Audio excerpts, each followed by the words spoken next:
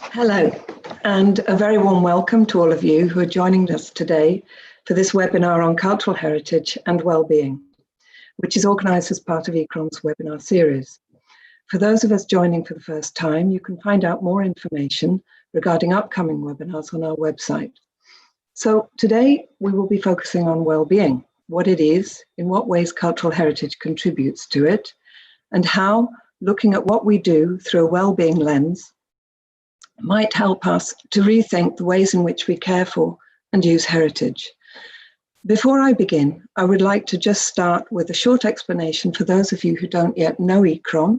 We're an intergovernmental organisation working in the service of 137 member states across the world to promote the conservation of all forms of cultural heritage for all people. Also, just a quick housekeeping note, we've set aside the last part of this webinar for a Q&A session. So please do send your questions in via the Q&A icon that you will see at the bottom of the Zoom screen. We're looking forward to hearing from you. However, in case we don't have time to put all of your questions to the speakers, please do send us an email and we'll get back to you. Please don't use the raise hand button as we won't be able to respond to you during the webinar, so please just the Q&A button. Today, I'm joined by 4 speakers who work in very different areas, from economics, public health, sociology, and cultural heritage conservation. And it's my very great pleasure to introduce them to you now. We have joined by Paul Dalziel, who is Professor of Economics at Lincoln University, New Zealand, and lead author of an open access book on Wellbeing Economics, the Capabilities Approach to Prosperity, which was published in 2018. Also, we're joined by Edmund Fernandez. Edmund, can you turn your screen on? There you are. Who is a physician specializing in public health and CEO of the CHD Group, which is a global public health organization headquartered in Mangalore, India. We're also joined by Sarah Baker, who is Professor of Cultural Sociology at Griffith University, Australia, where she convenes the Heritage and Wellbeing research stream. And finally, Renate Schneider, who is Senior Conservator at the Instituto Nacional de Antropología y Historia of Mexico, where she specializes in the conservation of sacred heritage in rural and indigenous communities. Hello to you all. Our 4 speakers will be sharing their thoughts on well-being and cultural heritage, each from a very different perspective. But I'd first like to say a couple of words by way of introduction to our topic. Well-being. It's a word we hear quite a lot at the moment. The current crisis, not just with regards to coronavirus, but also concerning the climate, the economy, and now the demonstrations taking place around the world, calling for an end to systemic racism and injustice. This has really sparked a global conversation about what really matters in life, about equality, and about what kind of society we wish to live in, and what sort of future we might hope for. Ideally, a more just, more caring, more sustainable one. Right now, though, this seems hard to imagine, as the economic situation is set to worsen. Can we afford to be thinking about nice concepts like well-being in such a moment? And what about heritage? Is it relevant? Does it have a role to play in getting us out of this mess, or at least in making it more livable? The events we've witnessed over the past weeks have shown us that heritage is something that we should be taking very seriously, as monuments are toppling and long overdue discussions starting regarding whose heritage, whose narrative, and how inclusive and how truthful that narrative is. Likewise, well-being is also a serious matter.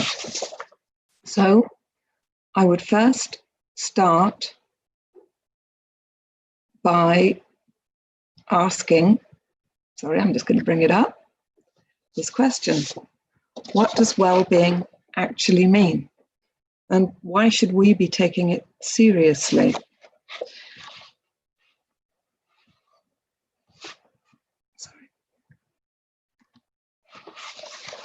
If you Google well-being, chances are you'll come up with images like this. Or perhaps something like this. Well-being certainly sells. Apparently it's something you can drink. Maybe you can even rub it on.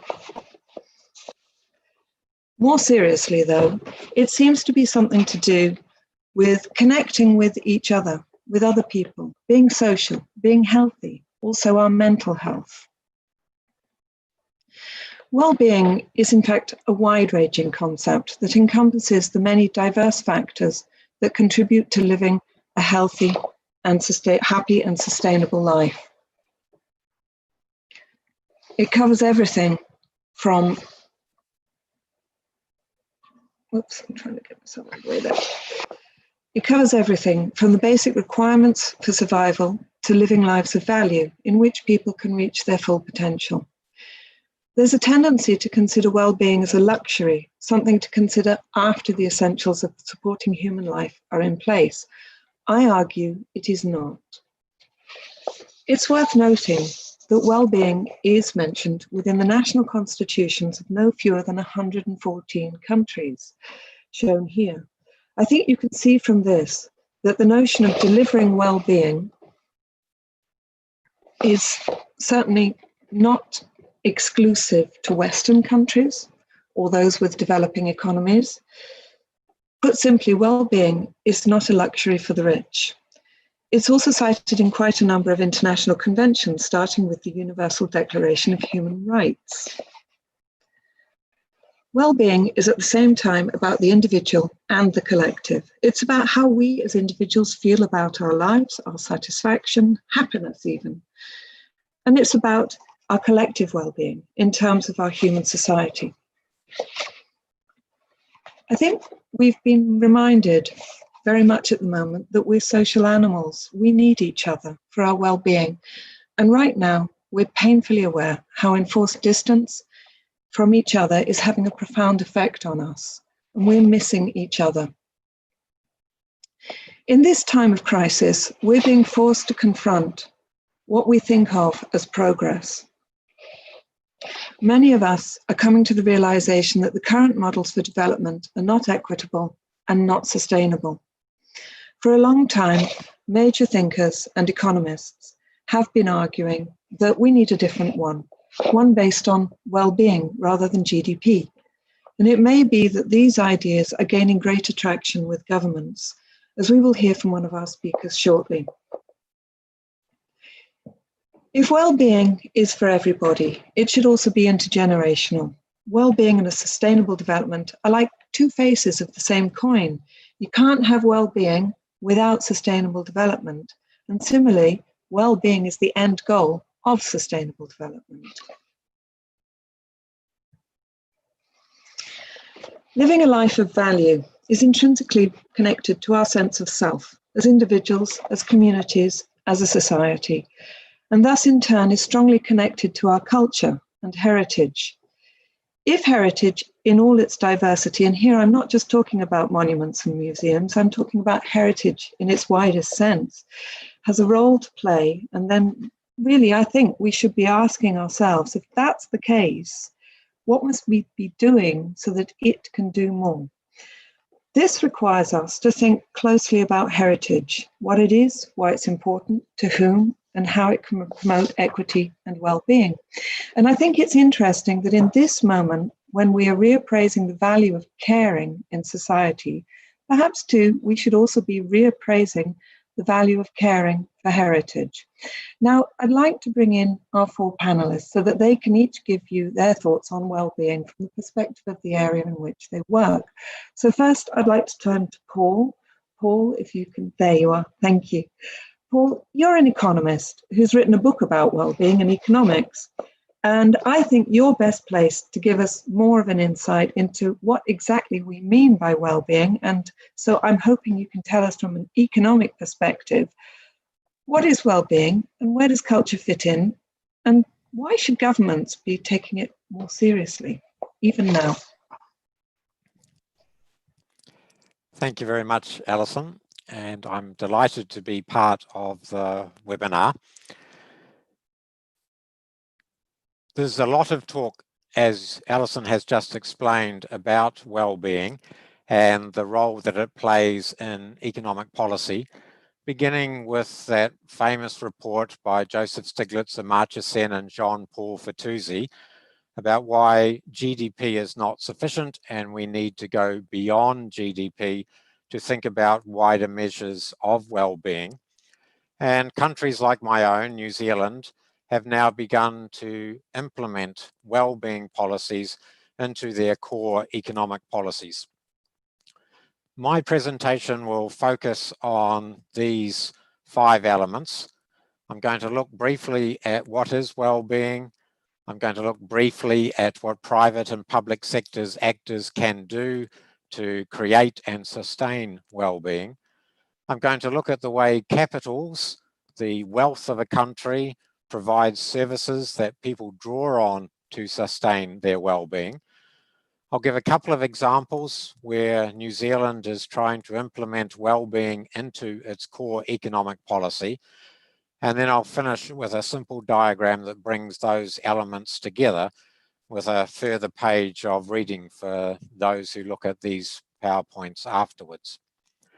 So beginning with what is well-being, Alison has already mentioned the influence of Amartya Sen's approach to well-being, which is described as the capabilities approach, which has become very influential because it focuses on lives being lived. And in this way, it allows for enormous cultural diversity in people's values that might influence the way people come to well-being.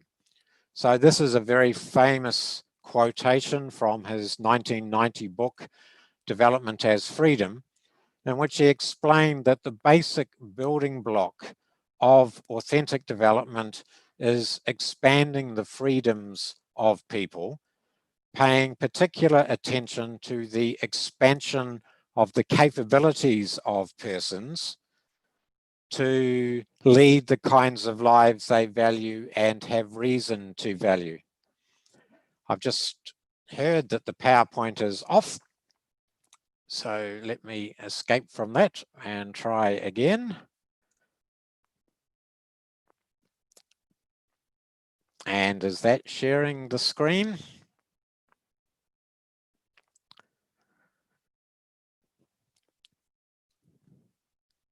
So I am explaining that Amartya Sen has approached this approach, and I am completely lost now. So can I see ROM people put up the slides and I will speak to that?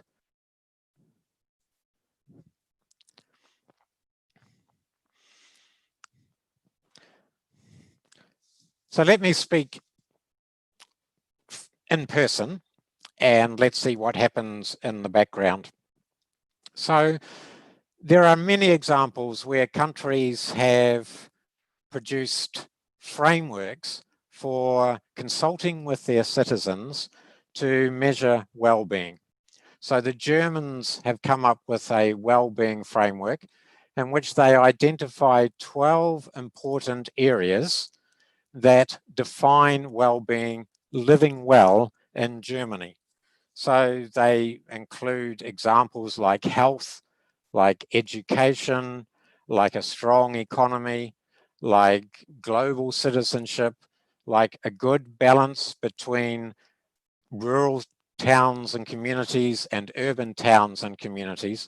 And this has become the pattern that people are using for understanding well-being in a policy framework.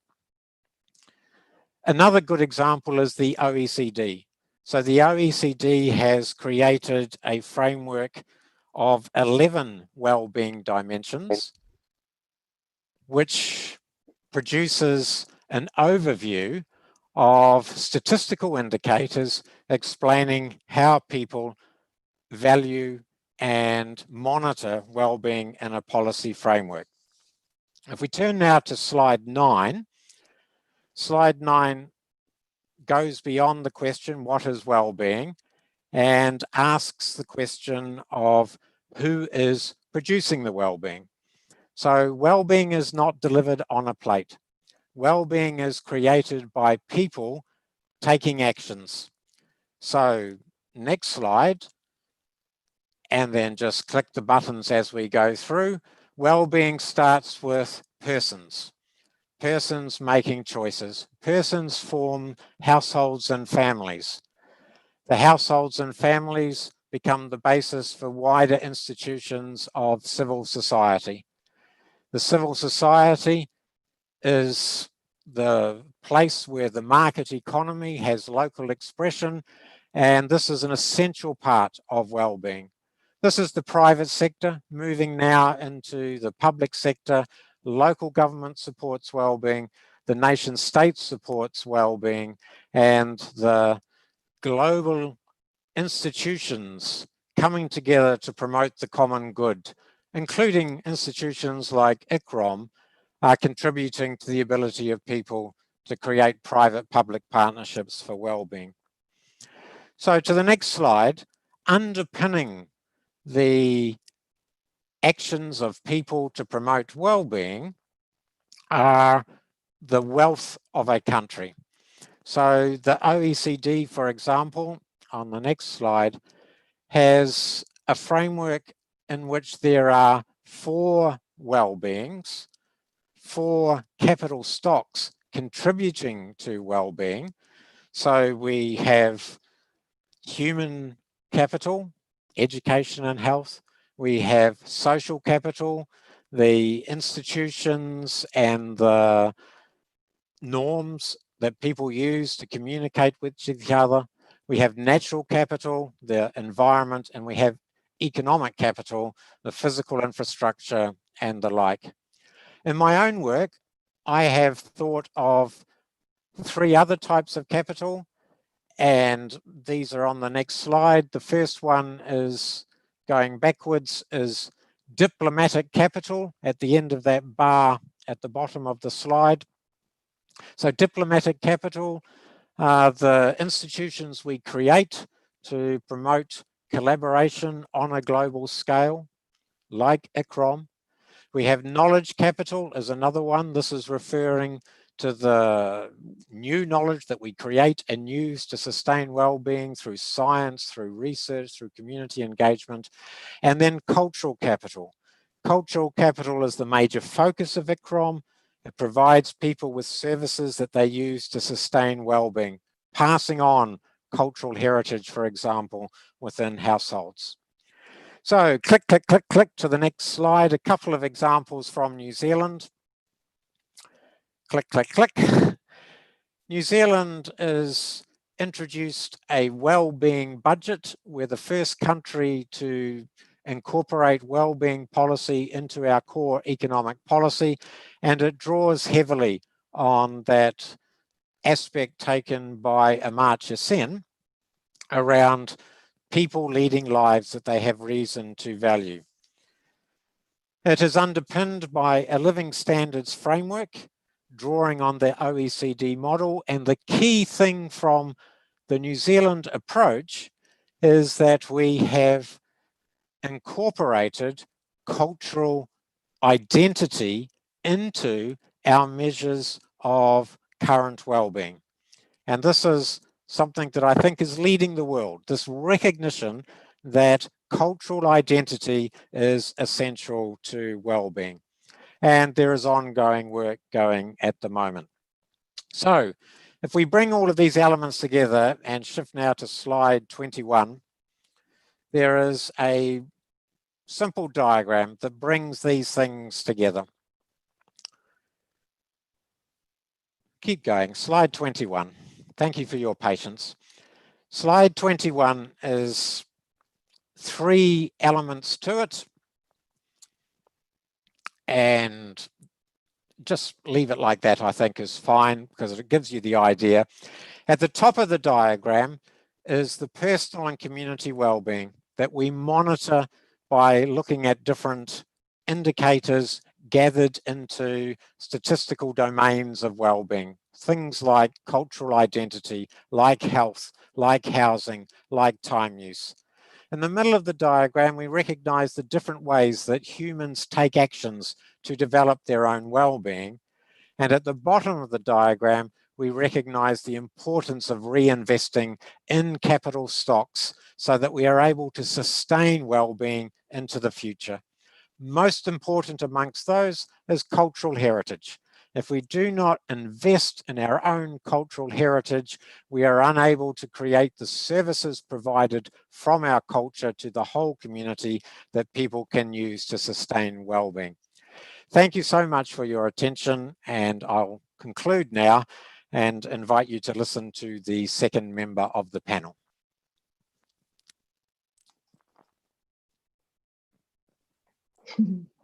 Thank you very much indeed, Paul. Okay, so now we're going to turn to our second speaker. And for many people, well-being is often connected with, or typically connected with, health, and in particular mental health. And in this regard, I'd like to turn to Edmund, who will be talking to us about his work with communities and the delivery of public health care. Edmund, if you can switch your screen on. It's been stopped by the host, so I need the host to start. There you are. Great. Good. Edmund, many might think that for someone in your situation, culture is not at all relevant. So I'm really looking forward to what you have to say about this and about the work that you've been doing with communities concerning public health. Thank you, Edmund. Before I begin, let me extend my heartfelt thanks to Rohit and Alison for having me here today with ICROM and the collective attendees. I bring greetings from CHD Group, which is a public health organization headquartered in India. I also bring greetings from the land, which is an ancient civilization filled with diverse cultural heritage, blessed with rich beauty, as diverse as a human mind can imagine. For those of you who have been to India, your experience should speak for it.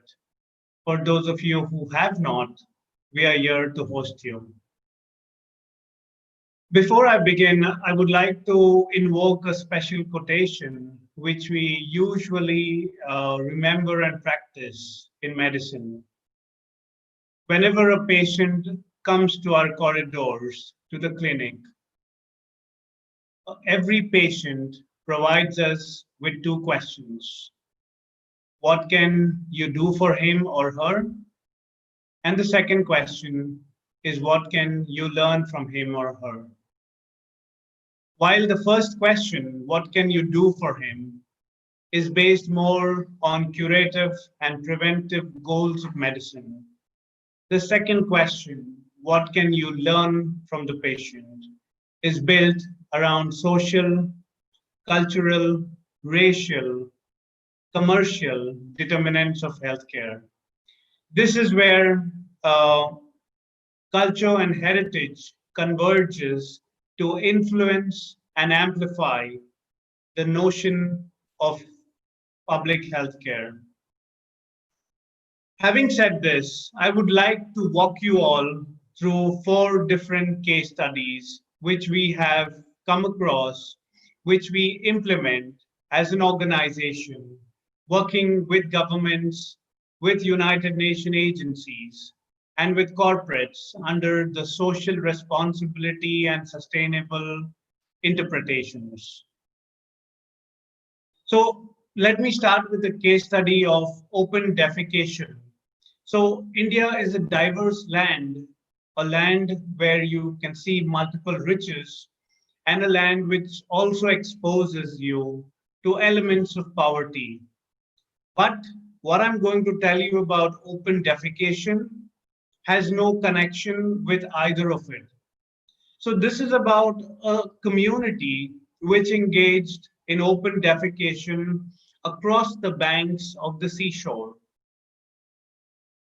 The mission to reduce and stop open defecation has been a conversation that hovers around every government table, around every policy dialogue.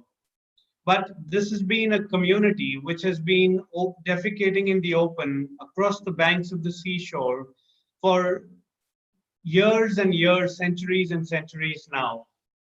So today in the 21st century, wise men and women belonging to government departments, donor agencies, decided saying that, hey, you know what? Open defecation is a problem. So what happens back after that? We've decided to build, you build toilets for each of these communities, and then suddenly you realize that, oops, the community is not using them. Uh, Donors and everyone were like perplexed, saying that what went wrong? We've constructed toilets. We've told these guys saying that, okay, start using toilets now.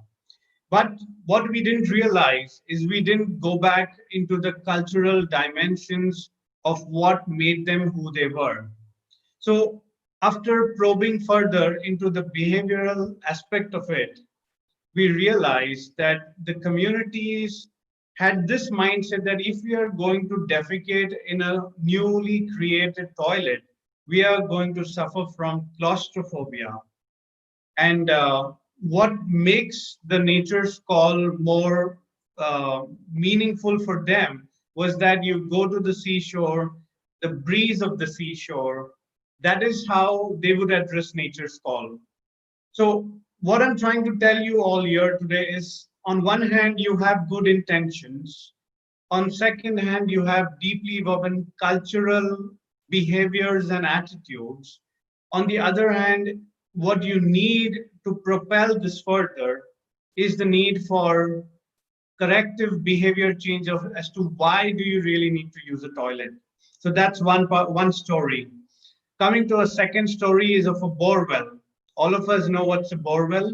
So we had this in a village where women folks would walk for miles together to fetch water. And one fine day, the government decided that instead of making them walk for miles, why don't we really just build a borewell in the center of the town? This makes it accessible. They don't have to walk for miles. It saves time. So when the day of inauguration came up, what happened is you had all these women folks gathering with sticks to like literally intimidate or hit the officials. Question is, what happened? Why? Every intention that was laid out here was good. On probing this, the analysis found was that women folks walking for miles were comfortable. They were in their comfort zones because they would get to talk to their friends, talk about the entire day's work, fetch water, and then walk back, understand how life goes on for each other. And by putting a borewell in the middle of the town, you just directly cut off their time involved for walking, socializing, and also interacting with friends. This brings us to the social determinants of health. Now, what we at CHD do is we also run mobile healthcare units for companies, for governments, and we try to reduce the burden of disease, thereby achieving sustainable development goals and bettering indicators.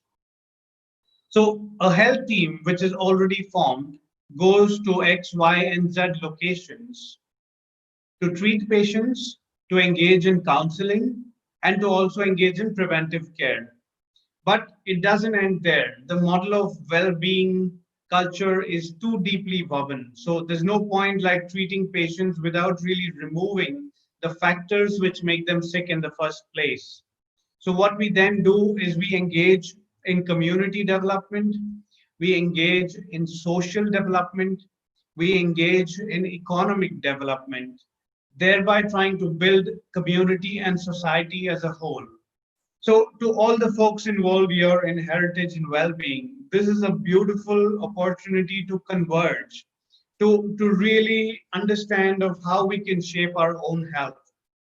I mean, I can go on giving lectures to people about shaping health, controlling diabetes, understanding coronavirus in the latest results that are available, or even engaging in a healthy diet. But if as a society surrounded by cultural connotations that is polluted, mired with uncertainties and indifference, with little or no access to healthcare, or the one that is available is not rightly channeled, then we are leaving a heritage. that calls for correction, for introspection, for clarity, and for inclusiveness. Remember, healthcare is not stethoscope and pills. CHT has been working with the United Nations in reducing the burden of malnutrition. So what we try to do now is, as an agency, if we are going to the grassroots and telling the mothers, look here, you have a child who's undernourished and needs correction, they're not going to accept us, they're not going to listen to us.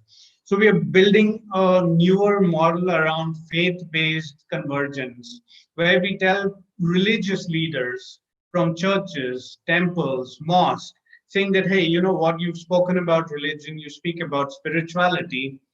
Here we need your help to change the destinies of communities by talking about nutrition, by talking about primary healthcare, by talking about preventive healthcare. And this model has really been working so well that the burden of malnutrition has significantly reduced. The acceptance of communities to engage with religious leaders has improved because of the collective, inclusive, social being that we are now catering and targeting to. In hospitals, what we look at is a case number, saying that, okay, this patient, this ward.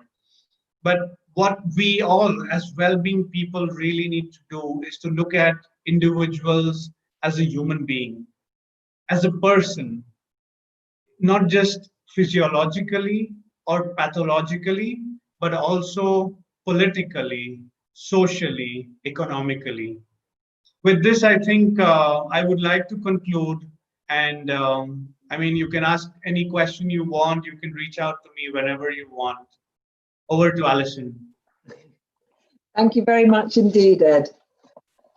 Now, I'd like to turn to Sarah, our third speaker, who today will be talking to us about the benefits of people getting involved in community-run cultural heritage initiatives as volunteers and how this can contribute to well-being.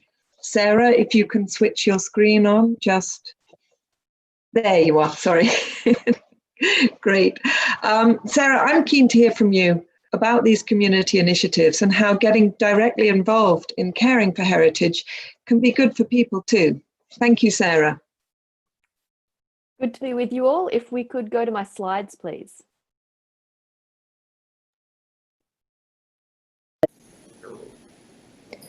Hello, I'm Professor Sarah Baker from Griffith University, and in the Heritage and Wellbeing research stream of the Griffith Centre for Social and Cultural Research, which is a stream I co-convene with the rock art specialist Professor Paul Tayson, we approach wellbeing as multifaceted. So we recognise the economic, the physical, the psychological and so on factors. But in the context of heritage, we also emphasise the extent that a positive sense of cultural wellness is connected to the strength of connection to cultural identity. And heritage is one of the things that underpin cultural identity. Positive interactions with heritage can contribute to feelings of well-being.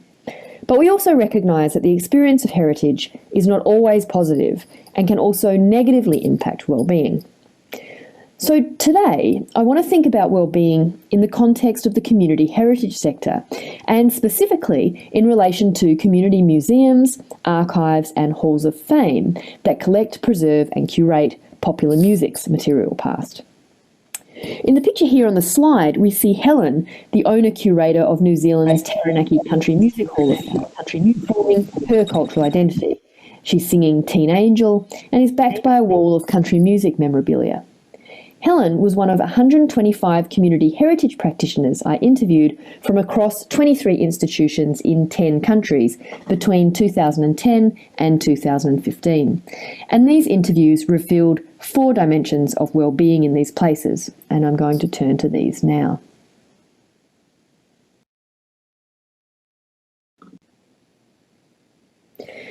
The image on this slide shows a volunteer from Pop Museum in the Czech Republic, holding an X-ray pressed record from that museum's collection. Many of the museums and archives I studied were founded because the well-being of objects was seen to be at risk. And this is captured by the 2 extracts here on the slide.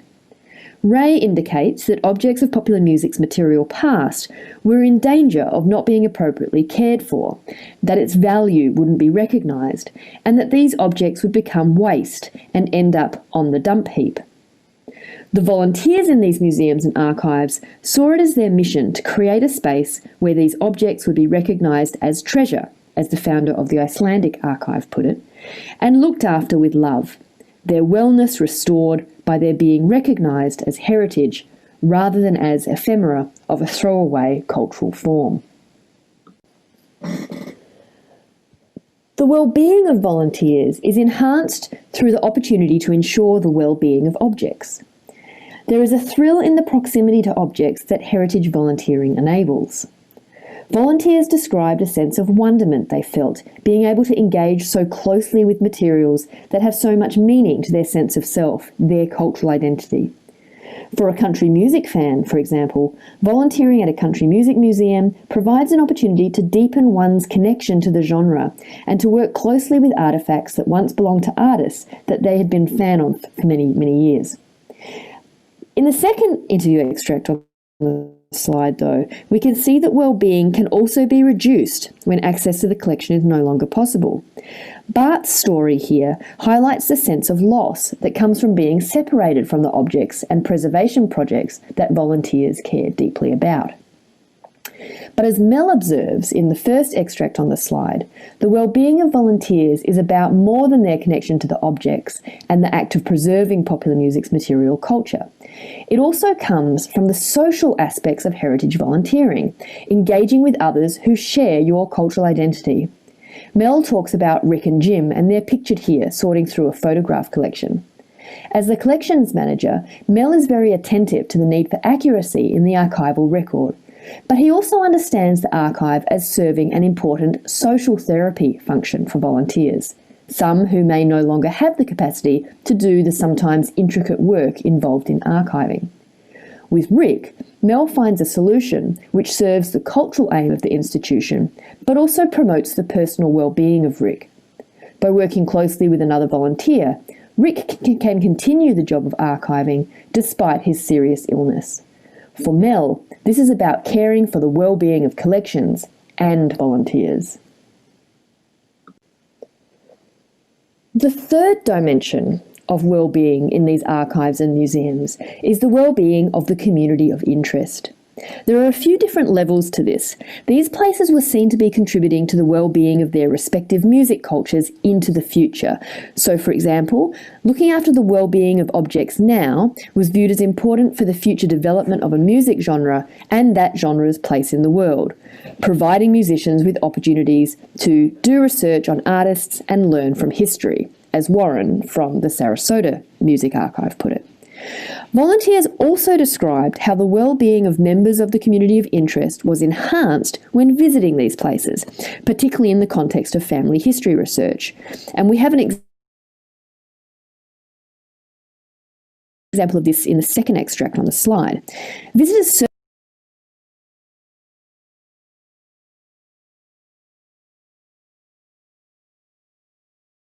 thus enhancing their personal well-being. I didn't interview visitors as part of my research, so these stories of well-being were always relayed by the volunteers. They were usually connected to volunteers' own sense of well-being from having an experience with a visitor that made them feel that their job as a volunteer is worthwhile. But we do get closer to the well-being on offer to a community of interest in the first extract here on the slide, which is from the country musician Daryl McCall, who also happens to contribute as a volunteer to the Heart of Texas Country Music Heritage Museum. For Daryl, the museum is a conduit of memory. The photo is of another of the museum's volunteers, but in it you can see an airplane wing on the wall behind her, which is from the wreck of Randy Hughes's plane. When it crashed, Daryl was supposed to have been on that plane, and he says, and I quote, "Part of that aeroplane is hanging on that wall. It's a strange situation. It's sad, but there's a ton of memories here for me." The depth of Daryl's attachment to the museum and the sense of well-being he feels from being there is linked to the extent to which the museum provides a space for him to recall memories. The museum makes the feelings attached to those memories tangible in the present. These these community archives and museums are so important for the well-being of objects, volunteers, and the community of interest. But all three of those dimensions are dependent on the well-being of the institution. And these are places that struggle desperately with their sustainability. Along with my colleague Zelmarie Cantillon, we've defined institutional well-being in the community heritage sector as having three key attributes. Firstly, the vitality of the organisation's social and affective dimensions, which make it a pleasurable and a meaningful place to work and visit. So that one's about being able to contribute to the well-being of volunteers and the community of interest.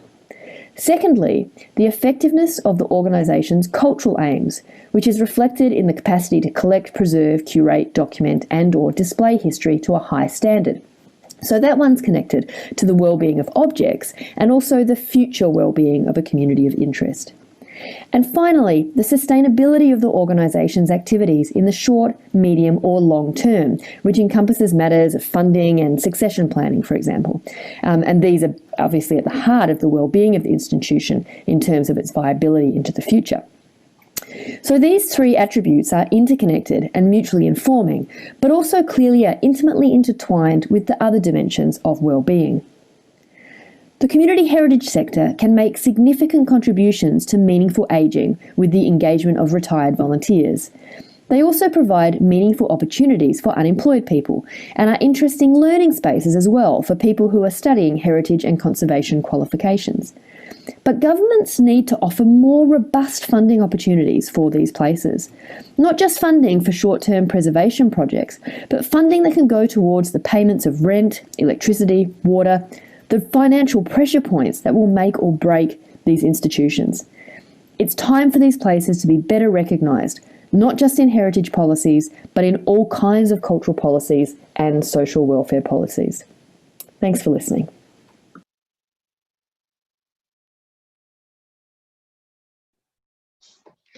Thank you, Sarah. Now, finally, I'll turn to our fourth speaker, Renata, who will be talking to us about her work as a cultural heritage conservator with remote rural communities in Mexico. Renata, I'm really looking forward to hearing about your work, and I was really struck by a comment you made to me before this webinar about how you view preserving cultural heritage as a process of promoting well-being.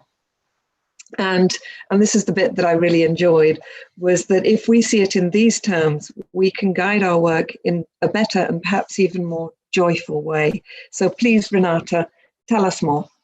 Hi, thank you, Alison. Can you put on the PowerPoint, please?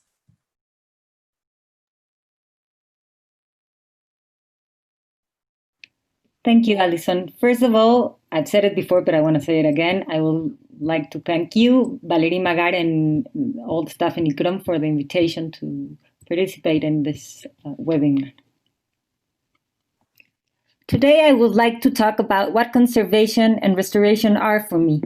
Above all, a social service, more than a material one. Even more so in countries such as mine, where inequality and poverty are essential factors, reflected both in the daily order and in the institutional one. Distributive justice tends to focus on how certain material goods and opportunities are distributed between individuals and groups. However, for nearly 30 years, perhaps even more, but especially based on the theories of Amartya Sen, the importance of guaranteeing access to goods of a social, cultural, and spiritual nature has been emphasized. In Mexico, there is a long-standing tradition of conservation and restoration in rural villages, where cultural heritage fulfills basic functions of community cohesion and significance. In this type of places, cultural heritage matters, for example, because it triggers activities and meanings that build a group subject during each celebration. It also produces collective knowledge to survive in the world, since the way in which festivities are carried out, conceived as work, shapes nature and the favors that come from it.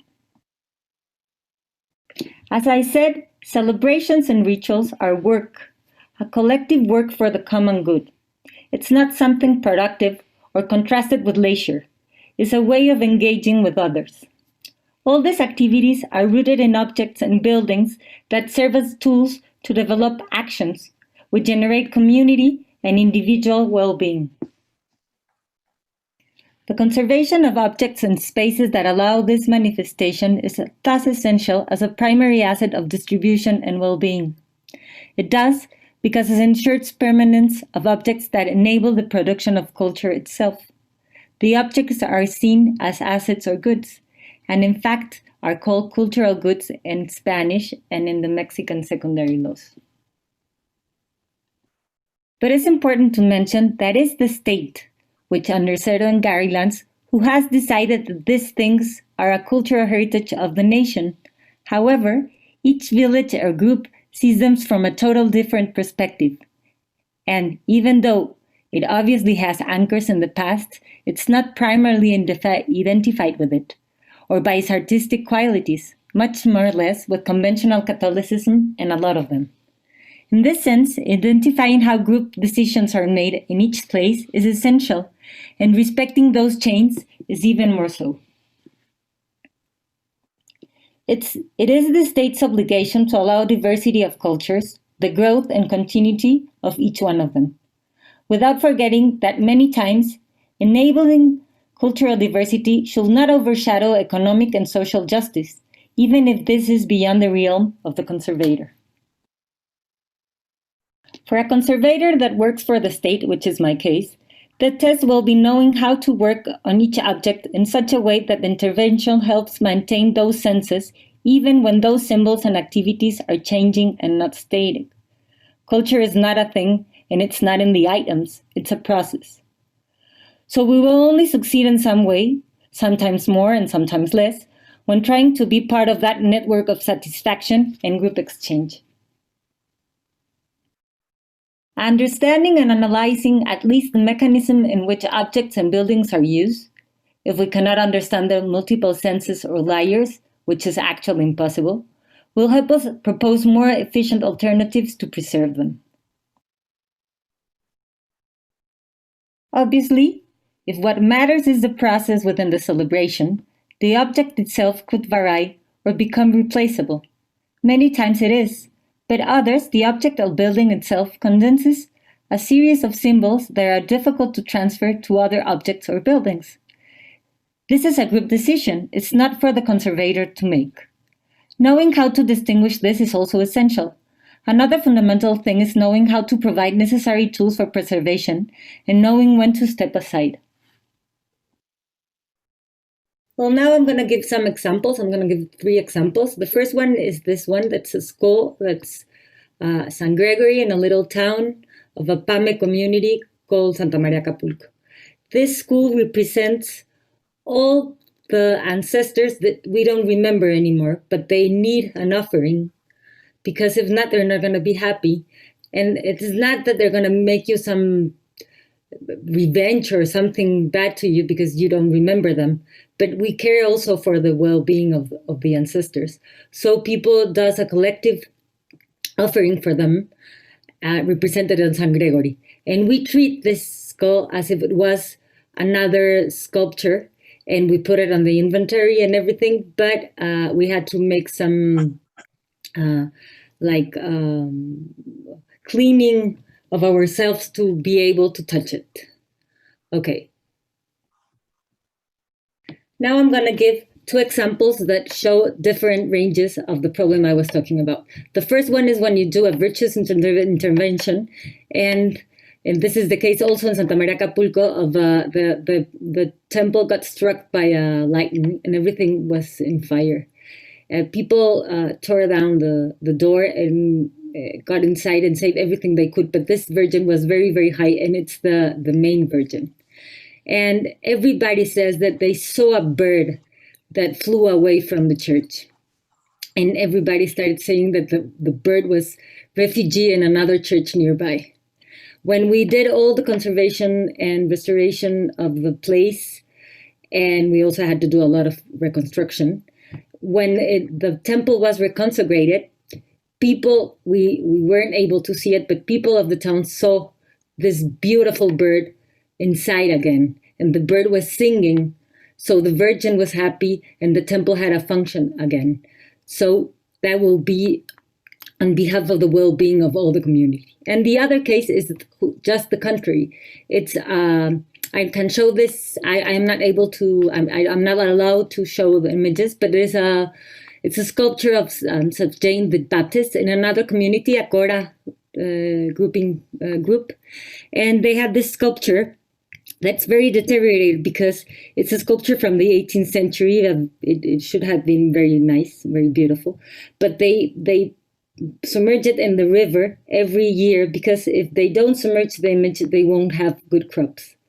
So they were desperate because the sculpture was very, very damaged, and they asked for a solution. We came up through a solution that was putting the image in a very big transparent Tupperware and put it inside the river, but inside the Tupperware. This solution lasted 2 years, but afterwards people thought that it was not doing the good that they needed, and they took it away and then put again the sculpture in the water. They were expecting some type of miracle. We weren't able to give them the miracle, but we all agreed that then the sculpture had to do that function until it disintegrated, and then we will see what to do. And still we don't know what we're going to do because there's still something of a sculpture there. Where these examples are just to show that facing the challenges that heritage conservation involves, it's not simple. And understanding the processes and networks that they cause from economical, social, power or inequality perspectives, or even from the other perspectives, the one that we're trained to, such as technical implementation of a project or damaged material control, are not easy. However, I believe that understanding them more as a process of distributed justice, well-being and satisfaction can guide our work in a better, and for sure more joyful, way. I think we can make this. Thank you very much.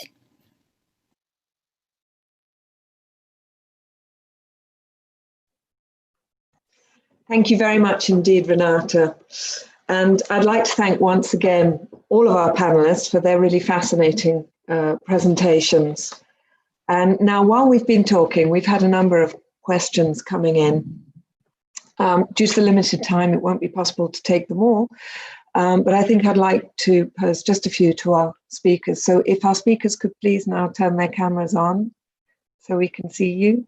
Great, thank you. Good. We have 10 minutes remaining, so answers briefly, please. And I'm going to start with a question for Paul, which is, and I just got to bring this up now. Okay, Paul, question for you. Can well-being be achieved with the current capitalist economic structure, which depends on technology and cheap labor? Thanks, Alison. There is well-being being created at the moment, but it's been captured by a relatively small share of the full population. And so the question is, how do we expand well-being so that more people can create lives that they value and have reason to value? Some people say it's by making the current system bigger and stronger. And the well-being movement is arguing, no, we have to rethink within our cultural heritage what role the market economy plays and how more people can access through decent work the resources that they need to create lives that they have reason to value. And cultural heritage is the essential foundation for answering that sort of question.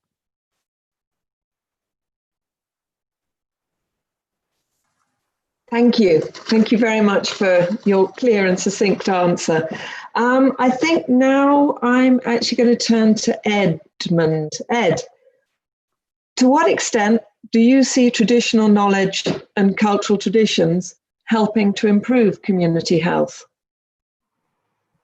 I think traditional knowledge needs to be married in terms of an intergenerational solidarity, thereby drawing intersection and influence of cultures, race, and well-being, which amplifies the cause and goals of healthcare.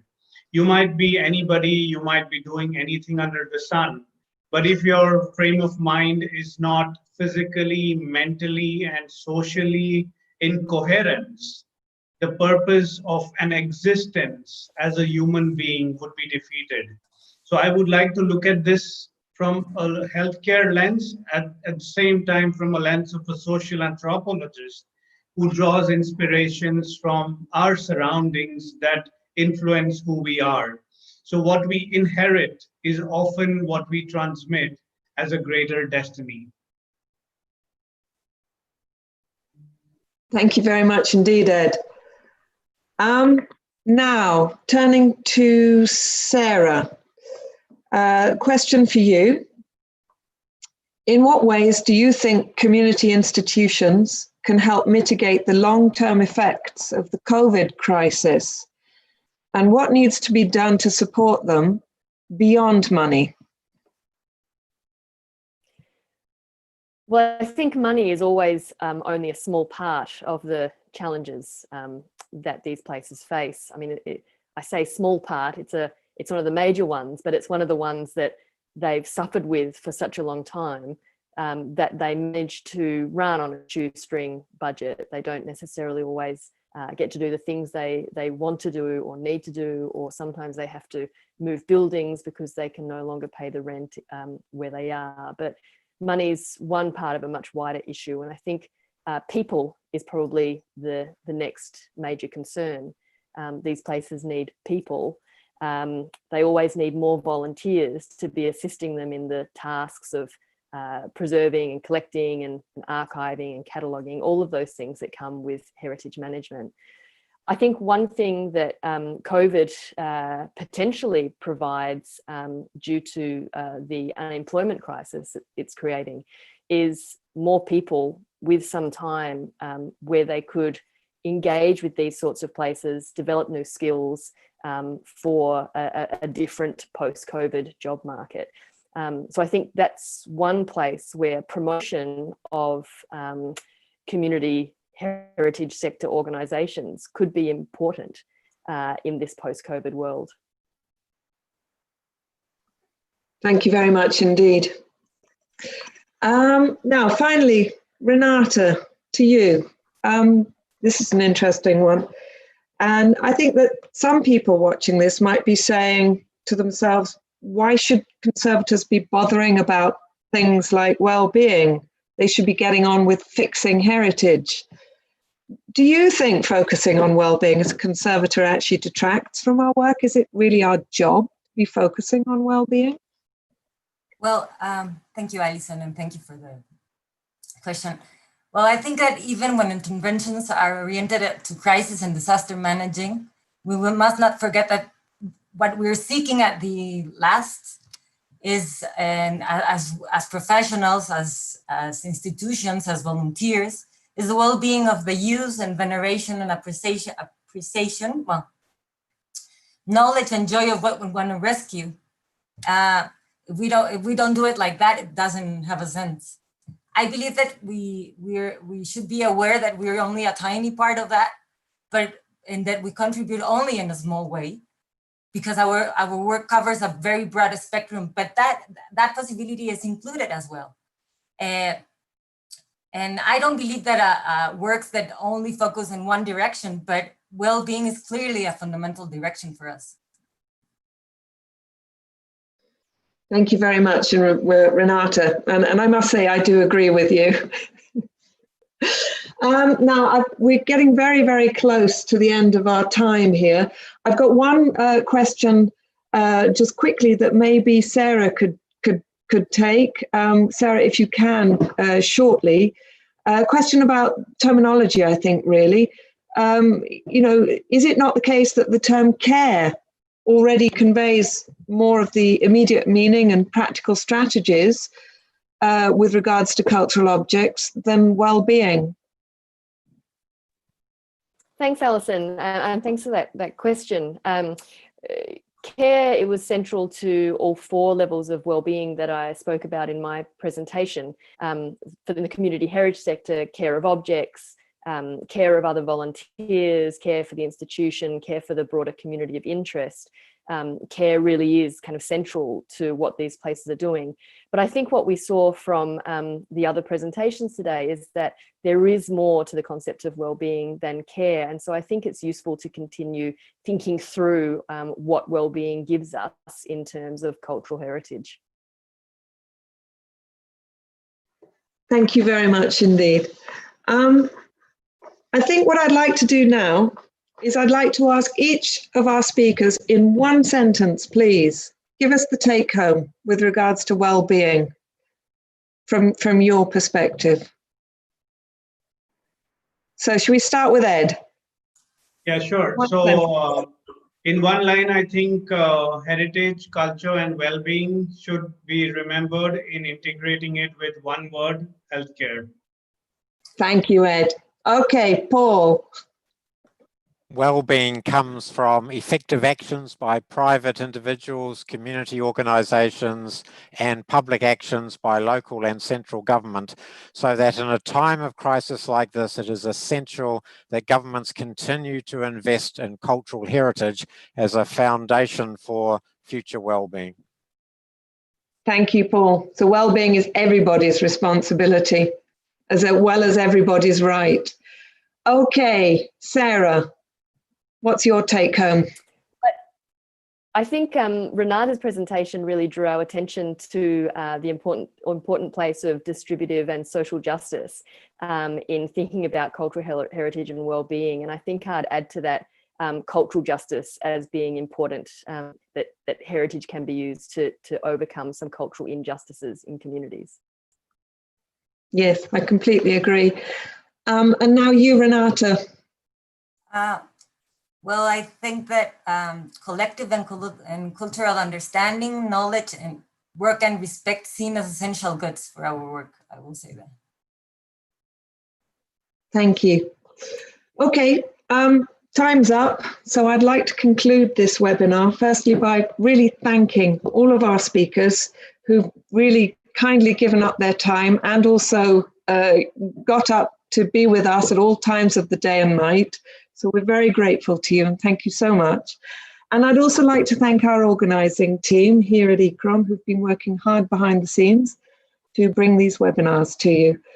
I'd also like to thank, of course, all of you who've joined us today for your interest and for your questions. And just to let you know, the recording of this webinar will soon be made available on the ECROM website, and also you can find it on our YouTube channel, where you can find also other webinars from this series. You can also get information about our future webinars on our website if you search for ECROM Lecture Series. And of course, don't forget to check our social media platforms. Thank you for being with us. I hope you'll be with us again soon.